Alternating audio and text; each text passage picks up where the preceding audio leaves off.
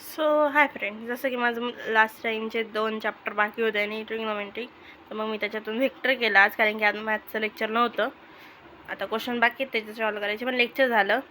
आणि इनडेफिनाईटचे क्वेश्चन झाले, काहीतरी 14 होते ते झाले.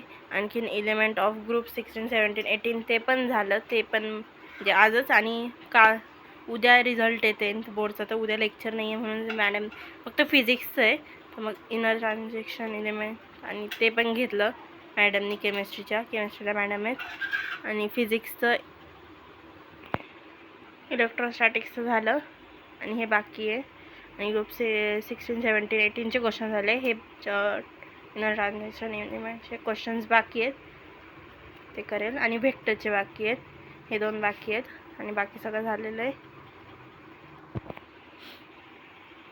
आणि हे लास्ट टाईमपेक्षा इतकं,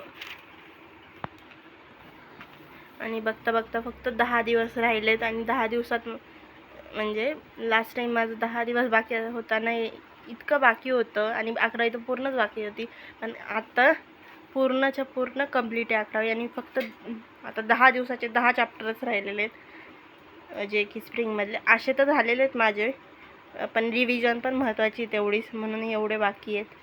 रिव्हिजनचे 10 दिवसाचे 10 चॅप्टर्स, ते पण होऊन जातील कवर. Thanks for watching.